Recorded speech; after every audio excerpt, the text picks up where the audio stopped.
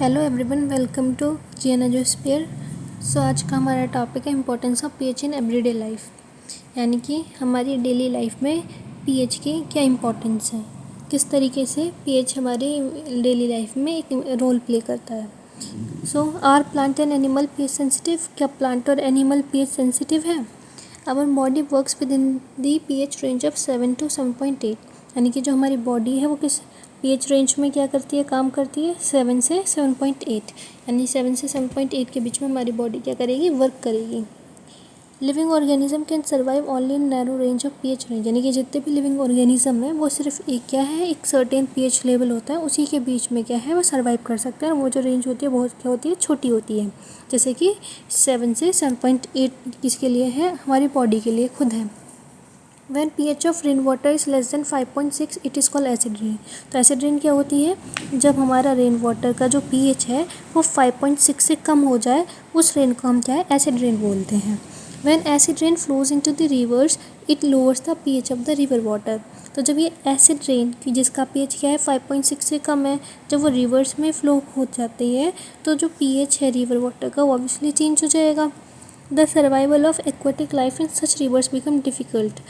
अब ऐसी सिचुएशन में जब हमारा रिवर वाटर क्या हो गया, एसिडिक हो गया है एसिड रेन के कारण, तो उसमें जो एक्वाटिक लाइफ है, यानी कि जो हमारी क्या हो गई, फिशेस हो गई, ठीक है, प्लांक्टन्स हो गए, और जितने भी हमारे क्या है माइक्रो ऑर्गेनिज्म जो दूसरे हमारे क्या हैं छोटी छोटी फिशेस वगैरह, या फिर जितने भी हमारे ऑर्गेनिज्म है, लिविंग ऑर्गेनिज्म है, वो क्या होगा, उनका जो सर्वाइवल है वो डिफ़िकल्ट हो जाएगा, क्योंकि सब क्या करते हैं, एक छोटी जितने भी लिविंग ऑर्गेनिज्म है वो एक बहुत छोटी पीएच रेंज है उसमें ही सर्वाइव कर सकते हैं, उसमें बाकी जो रेंज है उसमें सर्वाइव नहीं कर सकते हैं। जब हमारा क्या होगा, रिवर वाटर का जो पीएच है वो 5.6 या उससे कम चला जाएगा, तो उस रेंज में वो क्या है, सर्वाइव नहीं कर पाएंगे, जिसके कारण जो हमारे फिशेस वगैरह हैं, प्लैंक्टन्स वगैरह है, उनकी डेथ हो जाएगी। अब आगे चलते हैं। एसिड्स इन अदर प्लैनेट्स, यानी कि जो हमारे दूसरे प्लैनेट्स हैं वहाँ पर क्या मतलब जो एसिड है वो कौन कौन से एसिड पाए जाते हैं। Atmosphere of Venus is made up of thick white and yellowish cloud of sulphuric acid, यानी कि जो हमारा किसका एटमॉस्फेयर है, वीनस क्या है, हमारा एक प्लैनेट है, तो उसका जो एटमॉस्फेयर है वो किससे बना हुआ है, थिक, यानी कि मोटे मोटे वाइट और येलोइश कलर के बादलों से बना हुआ है। अब ये जो थिक वाइट येलोइश क्लाउड्स हैं वो किससे बने हैं, सल्फ्यूरिक एसिड से, यानी कि जो हमारा वीनस का एटमॉस्फेयर है वो कैसा है, एसिडिक है, ठीक है। तो do you think life can exist on this planet? तो आप सोचते हैं कि इस प्लेनेट पर जो हमारी लाइफ है वो एग्जिस्ट कर सकती है? अब क्योंकि जो सल्फ्यूरिक है वो कैसा एसिड है, ये होता है हमारा स्ट्रॉन्ग एसिड। तो जब वो स्ट्रॉन्ग एसिड है और हमारी जो लिविंग ऑर्गेनिज्म है बहुत छोटी रेंज में क्या करते हैं, एग्जिस्ट करते हैं 7 से 7.8 ऑलमोस्ट, तो वहाँ पर क्या है, जो हमारा एटमॉस्फेयर है वीनस का, उसमें क्या है, हमारा कोई भी लिविंग ऑर्गेनिज्म सर्वाइव नहीं कर पाएगा, ठीक है। अब इसके बाद है what is the pH of the soil in your backyard, यानी कि जैसे कि घर होता है उसके पीछे की जो खाली ज़मीन होती है उसमें जो पीएच है, मतलब जो सॉइल है उसका पीएच कितना है। तो plant requires a specific pH range for their healthy growth. तो प्लांट भी क्या है, एक लिविंग ऑर्गेनिज्म है, तो उनको भी क्या है, अपनी हेल्दी ग्रोथ के लिए, अच्छी सेहत के लिए क्या है, एक स्पेसिफिक पीएच रेंज चाहिए। To find out the pH required for the healthy growth of a plant, you can collect the soil from various places and check the pH in manner described below in activity 2.12। तो हमें क्या करना है, healthy growth के लिए, किसी भी plant की हेल्दी ग्रोथ के लिए अलग अलग पीएच चाहिए होता है, तो हम क्या करेंगे, सॉइल को कलेक्ट करेंगे अलग अलग जगह से, और उसका जो पीएच है उसे हमें चेक करना है किस तरीके से, जैसा हमें एक्टिविटी 2.12 में समझा रखा है। Also you can note down which plant are growing in the region from which you have collected the soil, और साथ के साथ हमें क्या नोट डाउन करना है कि जहाँ से हमने वो सॉइल उठाया है, मिट्टी उठाई है, वहाँ पर किस तरीके के फिर कौन से प्लांट्स क्या कर रहे थे, ग्रो कर रहे थे, ठीक है। तो अब एक्टिविटी 2.12 पढ़ते हैं हम। Put about 2 gram soil in a test tube and add 5 ml of water to it, यानी कि हमें क्या करना है, 2 ग्राम सॉइल लेना है एक टेस्ट ट्यूब में, 5 ml उसमें पानी डाल देना है। Shake the content of the test tube, उसको अच्छे से शेक कर लेना है। Filter the content and collect the filtrate in the test tube, तो हमें फ़िल्टर कर लेना है और जो फिल्ट्रेट आएगा उसे एक टेस्ट ट्यूब में हम क्या कर लेंगे, कलेक्ट कर लेंगे। ठीक है, तो क्या होता है, जैसे कि हमारा टेस्ट ट्यूब हो गई, इसमें हमने क्या करा, एक टेस्ट ट्यूब, उसमें हमने क्या सॉइल और वाटर को मिक्स कर दिया था। अब जब हम क्या करेंगे, इसको फ़िल्टर करेंगे। ठीक है, तो फ़िल्टर करने के बाद में हमारे पास क्या है, जैसे कि हमारा फनल हो गया, ऊपर हमारा फ़िल्टर पेपर हो गया, तो जो भी हमारा सॉलिड पार्टिकल्स हैं वो क्या है यहाँ पर इकट्ठा हो जाएंगे और जो लिक्विड पोर्शन है वो नीचे चला जाएगा। तो यहाँ पर ये जो सॉलिड पार्टिकल है इसको हम क्या बोलते हैं, प्रेसिपिटेट यानी कि पीपीटी बोलते हैं। और जो नीचे हमारे पास क्या है, लिक्विड सब्सटेंस बच जाता है, उसे हम क्या बोलते हैं, फिल्ट्रेट बोलते हैं। ठीक है, तो जो हमारा फिल्ट्रेट है उसे हमें टेस्ट ट्यूब में ले लेना है। अब check pH of the filter with the help of universal indicator paper. अब जैसे कि हमने पहले ही पढ़ लिया है इस चैप्टर में कि यूनिवर्सल इंडिकेटर क्या होता है, तो कोई भी यूनिवर्सल इंडिकेटर पेपर उठाना, इस फिल्ट्रेट का हमें क्या काम करना है, पीएच चेक करना है। तो what can you conclude about the ideal soil pH for the growth of the plant in your region. तो हमारे रीजन में जो भी आइडियल सॉइल पीएच होगा वो ऑलमोस्ट एक सर्टेन रेंज में होगा, तो उससे हमें ये आइडिया लग जाएगा कि हमारे रीजन में कितना आइडियल सॉइल पीएच है प्लांट्स की ग्रोथ के लिए। अब है pH in our digestive system. तो it is very interesting to note that our stomach produce hydrochloric acid, यानी कि जो हमारा स्टमक है वो कौन सा एसिड प्रोड्यूस करता है, हाइड्रोक्लोरिक एसिड प्रोड्यूस करता है। It helps in digestion of food without harming the stomach. तो ये क्या करता है, हमारा जो हाइड्रोक्लोरिक एसिड हमारे बॉडी में या फिर जो स्टमक है उसमें प्रोड्यूस हो रहा है बॉडी के अंदर, तो ये हमारे फूड के डाइजेशन में मदद करता है और स्टमक को बिना नुकसान पहुंचाए। ठीक है, तो स्टमक के अंदर क्या होते हैं, एक particular type of cell, specific type of cells होते हैं जो क्या करते हैं, हाइड्रोक्लोरिक एसिड को प्रोड्यूस करते हैं। ठीक है, अब ये हमारे स्टमक को हार्म क्यों नहीं पहुंचाता जबकि ये स्ट्रॉन्ग एसिड है, क्योंकि जो हमारा स्टमक है उसकी जो लाइनिंग है उसके चारों तरफ क्या होता है, म्यूकस जो होता है उसकी लेयर होती है। तो म्यूकस की लेयर क्या करती है, हमारे स्टमक के बीच में, जो हमारे स्टमक की लाइनिंग है और जो हमारा एसिड है उसके बीच में एक बैरियर की तरह काम करती है, जिससे क्या है, हमारा जो HCl है वो हमारे स्टमक की लाइनिंग के डायरेक्ट कांटेक्ट में नहीं रहता है। इस तरीके से हमारा जो स्टमक है वो बच जाता है इस एसिड के इफेक्ट से। ठीक है, अब ये एसिड क्यों चाहिए होता है, फूड के डाइजेशन के लिए चाहिए होता है। During indigestion the stomach produce too much acid and this cause pain and irritation. तो जब क्या होता है, हमारा जो खाना अच्छे से डाइजेस्ट नहीं हो पाता तो स्टमक क्या करता है, काफ़ी ज़्यादा अमाउंट में एसिड प्रोड्यूस करता है, जिसके कारण हमें पेन या फिर इरिटेशन फील होती है। ठीक है, जिसे हम एसिडिटी की कंडीशन भी बोलते हैं। To get rid of this pain people uses bases call antacid. तो इस पेन से छुटकारा पाने के लिए लोग क्या करते हैं, एक बेस का यूज़ करते हैं, उसे हम क्या बोलते हैं, एंटासिड बोलते हैं। और एंटासिड्स में ज़्यादातर हम किसका यूज़ करते हैं, मैग्नीशियम हाइड्रोक्साइड का यूज़ करते हैं। One such remedy must have been suggested by you at the beginning of the chapter. तो ये वाली जो रेमेडी थी एंटासिड वाली, ये चैप्टर के स्टार्टिंग में बता दी थी। कौन सी थी वो, मिल्क ऑफ मैग्नीशिया या फिर मैग्नीशियम हाइड्रोक्साइड की थी। तो these antacid neutralise the excess acids. तो जो एंटासिड्स है वो क्या करते हैं, एक्सेस एसिड को क्या करते हैं, न्यूट्रलाइज कर देते हैं। जो भी एक्स्ट्रा एसिड होता है उसको क्या कर देंगे, न्यूट्रलाइज कर देंगे, उसके इफेक्ट को रिड्यूस कर देंगे। Magnesium hydroxide milk of magnesia mild base is often use for this purpose. तो एक माइल्ड बेस क्या है हमारा, मैग्नीशियम हाइड्रोक्साइड से मिल्क ऑफ मैग्नीशिया भी बोलते हैं, उसका इस्तेमाल क्या है, हम एंटासिड की तरह यूज़ करते हैं। तो ये काफ़ी ज़्यादा यूज़ होने वाला क्या है, एंटासिड है। अब pH change as cause of tooth decay. तो जो पीएच है वो बदल जाता है जब टूथ डिके होता है। ठीक है, तो इसको हम पढ़ते हैं आगे।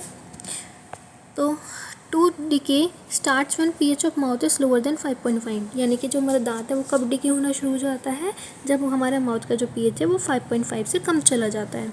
Tooth animal made up of calcium hydroxy petite, A crystalline form of calcium phosphate is the hardest substance in the body. तो जैसे कि आप लोगों को पता भी होगा कि जो हमारा टूथ का एनिमल है वो क्या है, किस हार्डेस्ट सब्सटेंस है हमारी बॉडी के अंदर, बोन से भी ज़्यादा क्या है वो हार्डेस्ट है।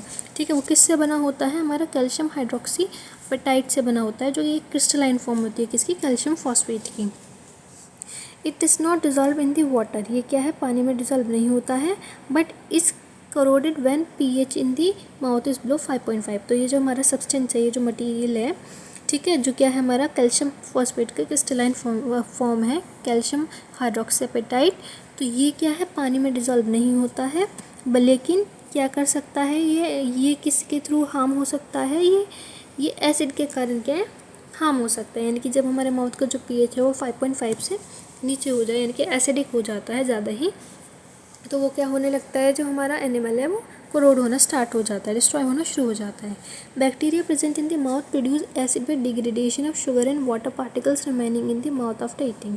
ठीक है, तो एसिड कहाँ से आता है, जो हमारे माउथ के अंदर बैक्टीरिया होते हैं वो क्या करते हैं, जो भी शुगर वगैरह जो भी हमने खाना खाया है, जो फूड के पार्टिकल्स हैं उनको डिग्रेड करते हैं। जब डिग्रेड करते हैं तो वहाँ से क्या एसिड की प्रोडक्शन होती है। जो भी हमारा खाना क्या है, अगर हमने अपने माउथ को अच्छे से वॉश नहीं किया है खाना खाने के बाद में, तो जो भी फूड पार्टिकल्स रह जाते हैं उसको डिग्रेड करते हैं बैक्टीरिया, और जो शुगर वगैरह होती है उसको भी डिग्रेड कर कर क्या है एसिड की फॉर्मेशन करते हैं हमारे माउथ में। ठीक है, the best way to prevent this is to clean the mouth after eating. तो जो सबसे बेस्ट तरीका है टूथ डिकी को से बचने के लिए वो क्या है कि खाना खाने के बाद हमें अपने माउथ को अच्छे से साफ़ करना चाहिए। Using toothpaste which are generally basic for cleaning the teeth can neutralise the excess acid and prevent tooth decay. तो अगर हम टूथपेस्ट का यूज़ करते हैं जिसमें क्या होता है बेसिक, मतलब जो हमारा टूथपेस्ट है जिसमें बेस पाया जाता है, ठीक है, वो हम अगर अपने दांतों को साफ़ करने के लिए इस्तेमाल करते हैं तो जो भी एक्सेस एसिड होता है वो क्या है न्यूट्रलाइज हो जाता है और हमारे जो दांत हैं वो डिके होने से बच जाते हैं। ठीक है, ज़्यादा भी हमें क्या है टूथपेस्ट का यूज़ नहीं करना चाहिए, मॉर्निंग एंड नाइट रूटीन में इसको यूज़ करना चाहिए। अब self defence bye animal and plants through chemical warfare, यानी कि अब एनिमल्स और प्लांट किस तरीके से सेल्फ डिफेंस करते हैं केमिकली, यानी कि केमिकल्स का यूज़ कर कर। तो have you ever been stung by honey bee, तो कभी क्या आपको मधुमक्खी ने काटा है। ठीक है, तो bee sting leaves an acid which cause pain and irritation. तो जब वो मधुमक्खी अपना डंक मारती है तो वो क्या करते हैं, उस जगह पर एक एसिड रिलीज होता है जिसके कारण पेन और इरिटेशन होती है। Use of mild base like baking soda on the stung area gives relief. तो अगर हम कोई भी माइल्ड बेस जैसे कि हमारा बेकिंग सोडा होता है उसका इस्तेमाल करें उस स्टंग एरिया पर तो हमें क्या है छुटकारा मिल जाता है दर्द से। Stinging hair of nettle leaves inject methanoic acid and cause burning pain. ठीक है, एक क्या हमारा क्या है नेटल लीव होती है, जो जैसे हम क्या जंगल वगैरह एरिया में जाते हैं तो वहाँ पर तो नेटल की अगर लीफ है उसके पास में स्टिंग हेयर्स कांटेदार चीज़ें होती हैं, अगर वो हमारे बॉडी में क्या है इंजेक्ट हो गई है तो वो क्या करेगा मेथनोइक एसिड प्रोड्यूस करेगा, जिससे क्या है हमारा जो हाथ जो भी बॉडी पोर्शन जो इस नेटल लीफ के कांटेक्ट में है वहाँ पर बर्निंग पे स्टार्ट हो जाएगा। ठीक है, अब नेचर प्रोवाइड न्यूट्रलाइजेशन ऑप्शन, यानी कि जो नेचर है उसके पास क्या है न्यूट्रलाइजेशन ऑप्शंस भी हैं। कैसे, nettle is a herbaceous plant which grow in wild, यानी कि जो हमारा नेटल है वो क्या है हर्बिशियस प्लांट है, हर्फ कैटेगरी का है जो कि वाइल्ड यानी कि जंगलों में पाया जाता है। It leaves have stinging hairs which cause painful stings when touched accidentally. तो इसके पास क्या है स्टिंगिंग हेयर्स होते हैं जो यानी जो क्या है पेनफुल स्टिंग्स जो क्या करते हैं जैसे कि कांटे होते हैं उसी तरीके से इसके क्या पास क्या होते हैं हेयर होते हैं, और जैसे ही वो कांटा हमारे क्या है अचानक से एक्सीडेंटली टच हो जाए तो वो क्या है पेनफुल यानी कि बहुत ज़्यादा दर्द पहुंचाता है। This is due to the methanoic acid secreted by them. ऐसा क्यों होता है, क्योंकि वो मिथेनोइक एसिड क्या है रिलीज़ करता है हमारे बॉडी के अंदर। ठीक है, मिथेनोइक एसिड को हम फॉर्मिक एसिड भी बोलते हैं। ठीक है, फॉर्मिक एसिड या फिर methanoic acid. Traditional remedies the rubbing the area with the leaf of dog plant. तो एक पुरानी क्या है बहुत पुरानी क्या है रेमेडी है।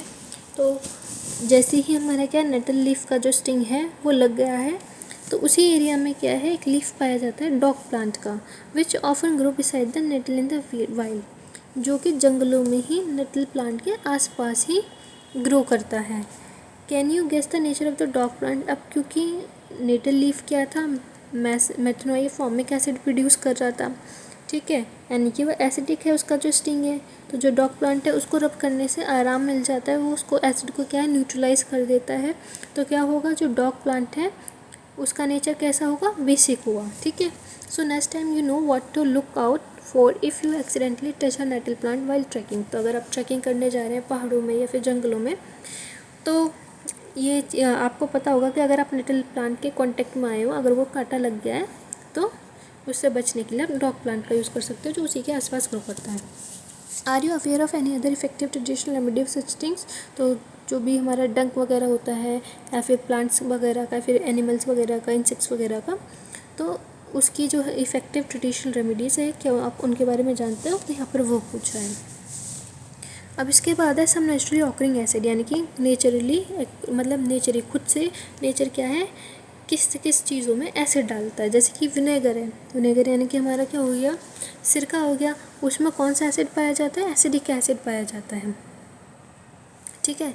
ऑरेंज है, उसके अंदर क्या है हमारा सिट्रिक एसिड पाया जाता है। टैमरिन यानी कि इमली, उसके अंदर टार्ट्रिक एसिड। टमाटो में ऑक्सैलिक एसिड। सॉर मिल्क यानी कि हमारी छाछ वगैरह फिर जो कर्ड है उसमें क्या है, लैक्टिक एसिड पाया जाता है। लेमन में सिट्रिक एसिड पाया जाता है। और जो हमारी चींटी है उसके स्टिंग में क्या है हमारा, मिथेनोइक एसिड, फॉर्मिक एसिड पाया जाता है। और नेटलसिन जो अभी हमने पढ़ा उसमें भी मिथेनोइक एसिड पाया जाता है। ठीक है। अब हम क्वेश्चंस की तरफ चलते हैं।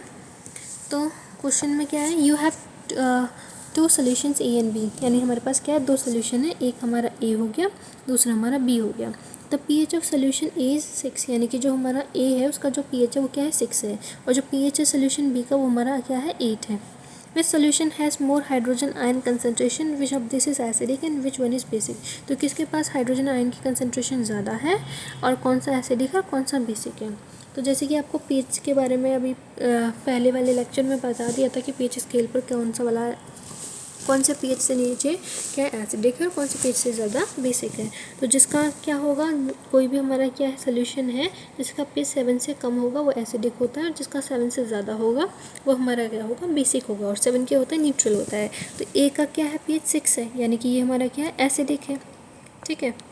और पीएच क्या है हमारा बी का, वो है 8, यानी कि ये हमारा क्या है, बेसिक सोल्यूशन है। ठीक है। एसिडिक और बेसिक हमने बता दिया। अब किसके पास हाइड्रोजन आयन कंसंट्रेशन ज़्यादा होगी, तो H पॉजिटिव आयन किसके पास होगा, एसिड्स के पास होता है। तो जो हमारा ए सोल्यूशन है उसके पास H पॉजिटिव आयन कंसंट्रेशन या फिर हाइड्रोजन आयन कंसंट्रेशन ज़्यादा होगी। तो व्हाट इफेक्ट डज द, अब इसके पास सेकेंड क्वेश्चन है, what effect does the concentration of H positive ions have on nature of solution? ठीक है। यानी कि अगर H पॉजिटिव आयन की कंसंट्रेशन जो है किसी भी सोल्यूशन में वो इफेक्ट डालती है उसके नेचर के ऊपर। ठीक है।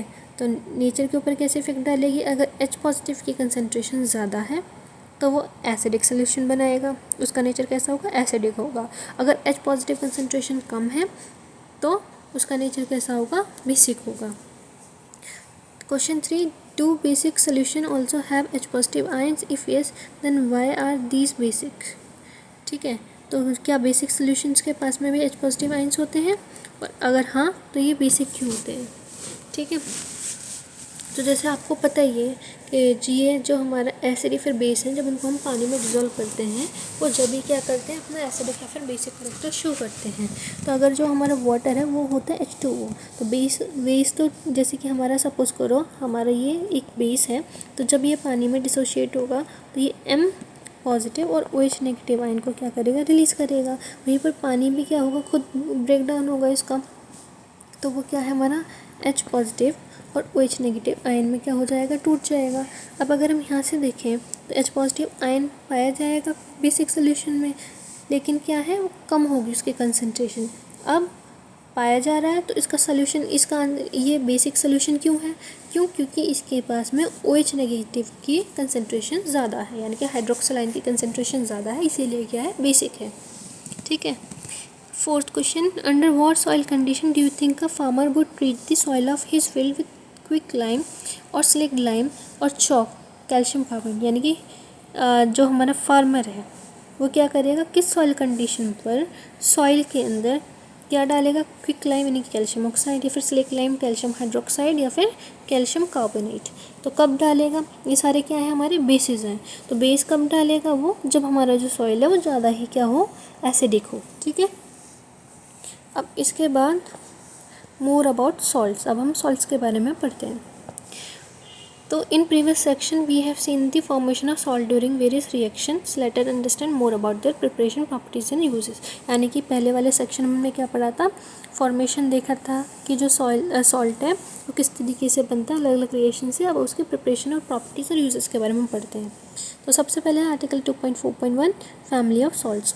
तो सबसे पहले इन्होंने एक्टिविटी दे दी है, activity 2.13 right the chemical formula of salts given below, यानी कि हमें क्या है केमिकल फार्मूला लिखना है। यहाँ पे जितने भी सॉल्ट्स दे रखे हैं, सबसे पहले है पोटाशियम सल्फेट। तो पोटाशियम सल्फेट का क्या होता है हमारा K2SO4 होता है। सोडियम सल्फेट यानी कि हमारा Na2SO4 हो गया। कैल्शियम सल्फेट यानी कि CaSO4 हो गया कैल्शियम सल्फेट का। मैग्नीशियम सल्फेट का MgSO4 हो गया। कॉपर सल्फेट का CuSO4 हो गया, ठीक है। सोडियम क्लोराइड का NaCl हो गया। एंड सोडियम नाइट्रेट का क्या हो गया हमारा, एक मिनट पहले इसे क्लियर कर देते हैं थोड़ा। तो अब आता है सोडियम नाइट्रेट। तो सोडियम नाइट्रेट का क्या हो जाएगा हमारा NaNO3 हो गया। सोडियम कार्बोनेट, तो सोडियम कार्बोनेट का क्या हो गया Na2CO3 हो गया। एंड अमोनियम क्लोराइड, तो अमोनियम क्लोराइड का क्या हो जाएगा हमारा NH4Cl, ठीक है। अब आगे चलते हैं। Identify the acid and bases from which the above salt में बी ऑब्टेन, ठीक है। तो हमें क्या काम करना है, एसिड या फिर बेसिस बताने हैं जिनसे क्या है ये जो सॉल्ट्स हैं वो ऑब्टेन हुए हैं। Salts have the same positive and negative radicals are said to belong to their family, यानी कि जिसके पास में सेम पॉजिटिव या फिर नेगेटिव रेडिकल होता है वो उसी फैमिली को क्या करेगा, बिलोंग करेगा। जैसे कि NaCl है, NaCl है और हमारा क्या Na2SO4 है। ये किस फैमिली को बिलोंग करते हैं, सोडियम फैमिली को बिलोंग करते हैं, क्योंकि दोनों में क्या है हमारा सोडियम पाया जा रहा है, ठीक है। तो ये किसके सॉल्ट्स हो गए हमारे, सोडियम सॉल्ट्स हो गए। तो सोडियम क्लोराइड और सोडियम सल्फेट किसके सॉल्ट्स हो गए, सोडियम के सॉल्ट्स हो गए। उसी तरीके से NaCl और KCl, यहाँ पर तो पॉजिटिव रेडिकल था या फिर जो हमारा पॉजिटिव आयन है वो सेम था। अब यहाँ पर अगर हम देखें तो यहाँ पर हमारे पास सोडियम क्लोराइड और पोटाशियम क्लोराइड है, तो यहाँ से हमारे पास नेगेटिव रेडिकल है जो कि सेम है, यानी कि क्लोरीन आयन क्या है दोनों में सेम है, दोनों सॉल्ट्स में। तो ये किस फैमिली को बिलोंग कर गया, क्लोराइड सॉल्ट्स को बिलोंग कर गया। तो how many families can you identify among the salts given in the activity, तो जो ऊपर एक्टिविटी दी गई है, जो भी हमने क्या करा है, जिन सॉल्ट्स के नेम लिखे हैं, तो हमें वहाँ से पहचानना है कि वो किस फैमिली को क्या करते हैं, बिलोंग करते हैं, ठीक है। अब आता है हमारे पास आर्टिकल 2.4.2 pH ऑफ सॉल्ट्स, यानी कि सॉल्ट्स का pH। तो सबसे पहले है collect the following salt sample, sodium chloride, potassium nitrate, aluminium chloride, zinc sulphate, copper sulphate, sodium acetate, sodium carbonate and sodium hydrogen carbonate. Some other salts available can also भी taken, यानी कि हमें ये सारे सॉल्ट्स लेने हैं और कुछ और सॉल्ट्स अगर अवेलेबल हैं तो हम उसको भी ले सकते हैं। Check their solubility in water, use distil water only. तो जब भी हम केमिस्ट्री लैब में काम करते हैं तो हमेशा हम कौन से वाटर का यूज़ करते हैं, डिस्टिल वाटर का यूज़ करते हैं। तो उसकी सॉल्युबिलिटी चेक करने के लिए हम क्या करेंगे, वाटर में उसको वाटर में उसको सॉल्युबल करके देखेंगे कि वो सॉल्युबल है नहीं। Check the action of this solution on litmus and pH using a paper, using a pH paper, यानी कि पहले हमने क्या करा, उन सॉल्ट्स को डिज़ोल्व कर लिया, सारे सॉल्ट्स क्या पानी में सॉल्युबल हो जाते हैं। अब जब हमारा क्या है सॉल्ट का सॉल्यूशन बन गया है तो हमें लिटमस पेपर लेना है और उसका pH हमें क्या है नोट करना है pH पेपर की मदद से। तो which of the salts are acidic, basic और न्यूट्रल, तो इसमें से कौन से सॉल्ट्स हैं जो एसिडिक हैं, बेसिक हैं या फिर न्यूट्रल हैं। आइडेंटिफाई द एसिड और base use to form salt, और साथ के साथ किसी भी सॉल्ट को बनाने के लिए यहाँ पर जितने भी हैं उसमें कौन सा एसिड फिर बेस का यूज़ किया है वो भी हमें आइडेंटिफाई करना है और अपनी ऑब्जर्वेशन को टेबल 2.4 में लिखना है। अब इसके बाद है salts of strong acid and strong base are neutral with pH value of 7, यानी कि जो सॉल्ट्स स्ट्रॉन्ग एसिड और एक स्ट्रॉन्ग बेस से बना है, आपको पता ही है जैसे कि सॉल्ट है वो हमारा कब बनता है, जब एसिड और बेस आपस में रिएक्ट करते हैं, ठीक है। तो जब एसिड और बेस आपस में रिएक्ट करेगा तो वहाँ से क्या बनेगा, सॉल्ट एंड वाटर की फॉर्मेशन होती है, ठीक है। तो अगर हमने स्ट्रॉन्ग एसिड को स्ट्रॉन्ग बेस से रिएक्ट कराया है तो हमारे पास जो सॉल्ट आएगा वो न्यूट्रल आएगा, यानी उसकी जो pH वैल्यू है वो क्या होगी, 7 होगी। दूसरी तरफ अगर सॉल्ट क्या है हमारा स्ट्रॉन्ग एसिड का है और वीक बेस का है, यानी कि स्ट्रॉन्ग एसिड है बट वीक बेस यूज़ करा है, तो वो उसका जो नेचर होगा वो कैसा होगा, एसिडिक होगा, यानी उसकी जो pH वैल्यू है वो 7 से कम आएगी। अगर हमने स्ट्रॉन्ग बेस यूज़ किया है और वीक एसिड यूज़ किया है तो उसका जो नेचर है वो बेसिक होगा और उसकी pH वैल्यू क्या है 7 से ज़्यादा आएगी। अब आगे चलते हैं केमिकल फ्रॉम कॉमन सॉल्ट, यानी कि जो हमारा कॉमन सॉल्ट होता है जो हम अपनी डेली लाइफ में यूज़ करते हैं NaCl, उसके बारे में पढ़ते हैं।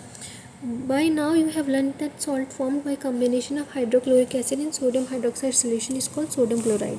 तो हमें पता है अब जैसे भी हमने पढ़ते आए हैं इस चैप्टर में कि जो सॉल्ट है यानी कि जो हमारा कॉमन सॉल्ट है वो कैसे बनता है, जब हाइड्रोक्लोरिक एसिड सोडियम हाइड्रोक्साइड से के सॉल्यूशन से रिएक्ट करता है, जब जाकर हमारे पास क्या sodium chloride solution, sodium chloride as a salt की तरह हमें मिलता है। This is the salt that you use in food, यानी कि यही हमारा वो सॉल्ट है जो हम क्या अपने खाने में यूज़ करते हैं। You must have observed in the above activity that it is a neutral salt. तो ये जैसे हमने ऊपर एक्टिविटीज़ को परफॉर्म करेंगे तो उससे हमें ये पता चल जाएगा ये क्या है, न्यूट्रल सॉल्ट है। क्यों है? क्योंकि हाइड्रोक्लोरिक एसिड क्या है, हमारा स्ट्रॉन्ग एसिड है, और जो हमारा सोडियम हाइड्रोक्साइड है ये हमारा क्या है, स्ट्रॉन्ग बेस है। ठीक है, तो जब स्ट्रॉन्ग एसिड और स्ट्रॉन्ग बेस क्या करते हैं, आपस में रिएक्ट करते हैं तो कैसा सॉल्ट की फॉर्मेशन करते हैं, न्यूट्रल सॉल्ट की फॉर्मेशन करते हैं, जिसका pH क्या होता है 7 होता है। ठीक, sea water contain many salt dissolve in it. तो जो समुद्र का पानी है उसके अंदर क्या है, बहुत सारे सॉल्ट्स पाए जाते हैं जो उसके पानी में डिजॉल्व रहते हैं, इसीलिए समुद्र का पानी क्या होता है, खारा होता है। Sodium chloride is separated from this salt. तो जो हमारा सोडियम क्लोराइड है वो क्या है, इन सॉल्ट से सेपरेट कराया जाता है। Deposit of salt are found in the several parts of the world. तो सॉलिड सॉल्ट की जो हमारी डिपोजिशन है वो वर्ल्ड के अलग अलग हिस्सों में पाई जाती है। ठीक है, several parts of the world. These large crystals are often brown due to impurities. अब ये जो क्रिस्टल्स होते हैं जो सॉलिड सॉल्ट के, वो क्या होते हैं, ब्राउन कलर के होते हैं, ब्राउनिश कलर के होते हैं। वो क्यों होते हैं, इम्प्योरिटीज़ के कारण, क्योंकि उसके अंदर क्या होती है, बहुत सारी इम्प्योरिटीज़ पाई जाती है। This is called rock salt, और ऐसे सॉल्ट को हम क्या बोलते हैं, रॉक सॉल्ट बोलते हैं। Beds of rock salt were formed when seas of bygone ages dried up. तो ये जो हमारा बेड्स हैं, यानी कि जो रॉक सॉल्ट के जो बेड्स हैं, ये कब फॉर्म हुए हैं, जो हमारा बाइगॉन एजेस है वहाँ उस टाइम के जो समुद्र है वो सूख गए हैं। ठीक है, समुद्र सूखने के बाद क्या बचा, जितने भी हमारे सॉल्ट्स थे वो क्या है, सॉलिड स्टेट में चेंज हो गए, जिसे हम क्या बोलते हैं, रॉक सॉल्ट बोलते हैं। तो rock salt is mined like a coal. तो इसको रॉक सॉल्ट को हम किसके थ्रू क्या करते हैं, माइन करते हैं, जैसे कोयले की खदानें होती हैं उसी तरीके से हमारा क्या होता है, रॉक सॉल्ट की भी क्या होती है, माइन होती है। You must have heard about Mahatma Gandhi's Dandi March. Did you know that sodium chloride was such an important symbol in our struggle of freedom.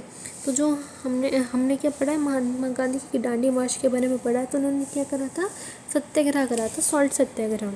ठीक है, क्यों, क्योंकि वो हमारे क्या था, डेली बेसिक नीड्स में चाहिए था, और ब्रिटिश ने क्या था, उसके ऊपर हैवी टैक्स ड्यूटीज़ लगा दी थी। ठीक है, तो इसीलिए यहाँ पर लिखा है कि ये एक इम्पॉर्टेंट सिंबल था हमारा फ्रीडम स्ट्रगल के लिए। Common salt A raw material for chemicals. तो कॉमन सॉल्ट क्या है, एक रॉ मटेरियल होता है बहुत सारे केमिकल्स के लिए। ठीक है, तो हम यहाँ से पढ़ते हैं। तो common salt thus obtain is an important raw material for various material of daily use, यानी such as sodium hydroxide, baking soda, washing soda, bleaching powder, many more. तो जो कॉमन सॉल्ट हम क्या करते हैं, ऑब्टेन करते हैं एज ए मिनरल की तरह या फिर रॉ मटेरियल की तरह, वो हमारा क्या है, यूज़ होता है डेली यूजेस के सामानों में। जैसे सोडियम हाइड्रोक्साइड है, बेकिंग सोडा है, वॉशिंग सोडा है, ब्लीचिंग पाउडर है, और बहुत सारी चीज़ें, ये सारे के सारे किससे बने हुए हैं, कॉमन सॉल्ट या फिर सोडियम क्लोराइड से बने हुए हैं। Let us see how one substance is use for making all these different substance. तो हम देखते हैं कि किस तरीके से एक सब्सटेंस से अलग अलग सब्सटेंस बन सकते हैं। सबसे पहला हमारा सोडियम हाइड्रोक्साइड है। तो कैसे बनता है ये, when electricity is pass through aqueous solution of sodium chloride called brine, it decomposes to form sodium hydroxide. तो जब इलेक्ट्रिसिटी को किससे पास करते हैं, जो एक्वस सोल्यूशन होता है किसका, सोडियम क्लोराइड का, यानी कि सोडियम क्लोराइड को हमने पानी में मिक्स कर लिया, और पानी में मिक्स करने के बाद जो हमारे पास सॉल्ट वाटर मिलता है उसी को हम क्या बोलते हैं, ब्राइन बोलते हैं। ठीक है, तो ब्राइन क्या है, हमारा NaCl को हमने क्या करा, पानी में डिज़ोल्व कर दिया। तो वाटर में डिज़ोल्व करने के बाद जो हमारा सोल्यूशन बनता है उसी को ही हम क्या बोलते हैं, ब्राइन बोलते हैं। तो ये क्या होगा, जब इलेक्ट्रिसिटी सोल्यूशन से पास कराई जाएगी तो डिकम्पोज हो जाता है और किसकी फॉर्मेशन करता है, सोडियम हाइड्रोक्साइड की क्या करता है, फॉर्मेशन करता है। और ये जो प्रोसेस है जिससे हम क्या सोडियम हाइड्रोक्साइड बना रहे हैं, इस प्रोसेस को हम क्या बोलते हैं, क्लोर अल्कली प्रोसेस बोलते हैं। क्यों बोलते हैं, because the product form chlor for chlorine and alkali for sodium hydroxide. ठीक है, क्योंकि जो प्रोडक्ट बन रहा है यहाँ पर, जैसे आप यहाँ पे रिएक्शन में देख सकते हैं, क्लोरीन बन रही है और सोडियम हाइड्रोक्साइड बन रहा है। सोडियम हाइड्रोक्साइड क्या है, हमारी एक अल्कली। अल्कली क्या होती है, वाटर सॉल्युबल बेस। ठीक है, तो इसीलिए इसे क्लोर अल्कली प्रोसेस बोलते हैं। क्लोर का मतलब क्लोरीन, एंड अल्कली मतलब बेस यानी कि सोडियम हाइड्रोक्साइड। तो ये हमारी रिएक्शन हो गई 2NaCl + 2H2O। तो इसके फॉर्मेशन कर रहा है सोडियम हाइड्रोक्साइड की, क्लोरीन गैस रिलीज़ कर रहा है और हाइड्रोजन गैस भी रिलीज़ कर रहा है। Chlorine gas is given of at anode. तो ये जो हमारा प्रोसेस है किसके थ्रू हो रहा है, कि इलेक्ट्रोलिसिस के थ्रू हो रहा है। ठीक है, इलेक्ट्रोलिसिस में हमारे पास क्या होता है, हमारे पास एक इलेक्ट्रोलाइटिक वेसल होता है, जैसे कि ये हो गया, जिस भी बर्तन में या फिर किसी भी वेसल में हम क्या कर रहे हैं, इस रिएक्शन को करा रहे हैं, उसको हम क्या है, इलेक्ट्रोलाइटिक वेसल बोलते हैं। और जिस सोल्यूशन का यूज़ हम कर रहे हैं उस रिएक्शन को कराने के लिए उसे हम क्या बोलते हैं, इलेक्ट्रोलाइट बोलते हैं। ठीक है, इलेक्ट्रोलाइट। और ये हमारी क्या हो गई हैं, 2 रॉड्स हो गई हैं, जिसमें से एक को हम एनोड बोलते हैं, दूसरे को हम कैथोड बोलते हैं। कैथोड हमारी नेगेटिवली चार्ज होती है, एनोड हमारी पॉजिटिवली चार्ज होती है, और दोनों को एक साथ हम क्या बोलते हैं, इलेक्ट्रोड बोलते हैं।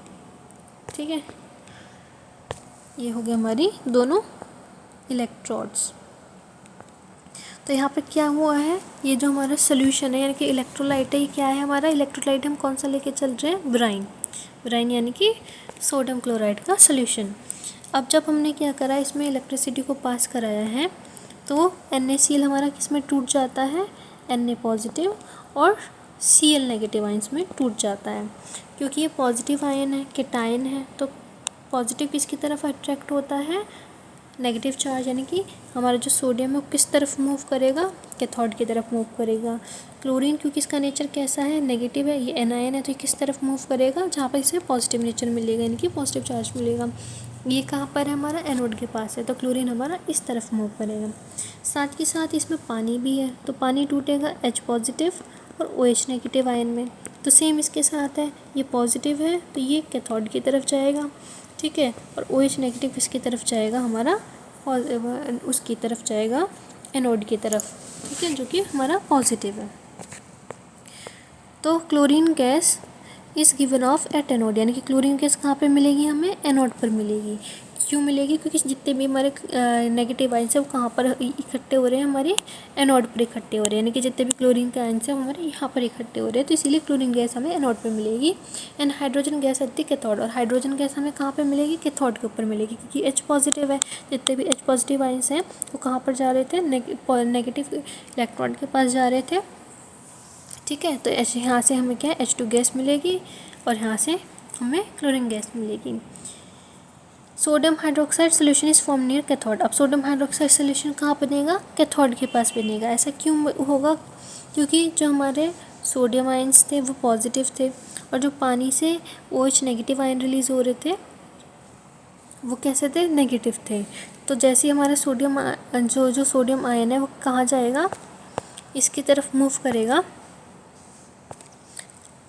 यहाँ पर ही हमारा सोडियम आयन हो गया, किस तरफ को मूव कर रहा है, हमारा कैथोड की तरफ को मूव कर रहा है। वहाँ पर हमारा क्या है, OH नेगेटिव आयन क्या है, जो पानी के अंदर प्रेजेंट है, वो क्या करेगा, इस तरफ क्या करेगा, इसके साथ में रिएक्ट करेगा और इस तरफ ही क्या है, ये कैथोड की तरफ ही सोडियम हाइड्रोक्साइड की फॉर्मेशन करेगा। The 3 product produced in this process are all useful. तो यहाँ पर क्या है, जो भी हमारे तीनों प्रोडक्ट फॉर्म हुए हैं, यानी कि क्लोरीन गैस, हाइड्रोजन गैस और सोडियम हाइड्रोक्साइड, ये तीनों के तीनों ही यूज़फुल होते हैं। ठीक है, तो यहाँ पर इसका जो फिगर 2.8 है, यहाँ पर इसका यूज़ दिखा रखा था कि किस तरीके से अलग अलग प्रोडक्ट है वो फॉर्म हो रहे हैं। ठीक है, और साथ के साथ उनका यूज़ भी दे रखा है। तो यूज़ क्या दे रखा है, वाटर, जो हमारा क्लोरीन है वो water treatment, swimming pool, PVC और डिसइंफेक्टेंट, CFC, पेस्टिसाइड्स में यूज़ होता है। इनके पानी के लिए, जैसे ये तो आपको पता ही होगा, पानी में हम क्या करते हैं, स्विमिंग पूल वगैरह में वाटर में जो बैक्टीरिया वगैरह है वो ग्रो ना करे उसके लिए यूज़ करते हैं। ठीक है, स्विमिंग पूल में और वाटर के ट्रीटमेंट में भी यूज़ करते हैं। पीवीसी पाइप्स बनाने के लिए, डिसइंफेक्टेंट, ठीक है, दवाई वगैरह में, CFCs क्लोरोफ्लोरोकार्बन्स और पेस्टिसाइड्स वगैरह बनाने में। हाइड्रोजन का यूज़ कहाँ करते हैं? फ्यूल्स के लिए, मार्गरीन बनाने के लिए, अमोनिया जो कि फर्टिलाइजर्स में यूज़ होता है उसके लिए भी। ठीक है, और हमारा क्या हो गया, ब्राइन यानी कि हमारा जो सोडियम हाइड्रोक्साइड है, इसे क्लियर कर देते हैं। सोडियम हाइड्रोक्साइड इसका यूज़ कहाँ होता है? डी ग्रीसिंग ऑफ मेटल्स, यानी मेटल्स के ऊपर जो ग्रीस है उसको हटाने के लिए, सोप्स एंड डिटर्जेंट्स बनाने के लिए, पेपर बनाने के लिए और आर्टिफिशियल फाइबर बनाने के लिए। ठीक है, अब इसके बाद हमारे पास क्या है, ब्लीचिंग पाउडर है जो हम कल पढ़ेंगे। ठीक है, आज के लिए बस इतना ही। थैंक्स। के लिए बस इतना ही। अगर आपको वीडियो अच्छा लगा हो तो लाइक शेयर एंड सब्सक्राइब ज़रूर करें।